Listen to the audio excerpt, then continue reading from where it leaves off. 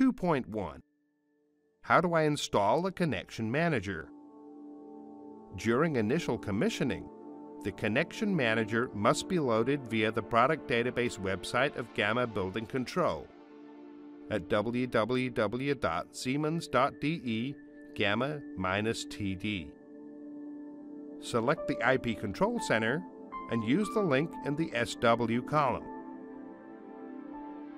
Alternatively, use the link on the configuration page of the IP Control Center to load the Connection Manager. See the configuration page on this link. Prerequisite is the installed firmware 4.1.0 or higher.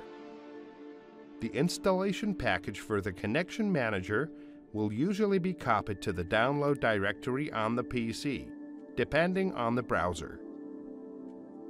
When the Connection Manager connects to the IPCC, it automatically checks the current firmware version of the IP Control Center.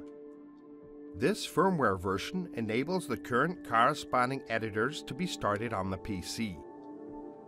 If the corresponding editor versions are not yet available on the PC, the Connection Manager will load the current editor versions in the background from the IP Control Center to the PC.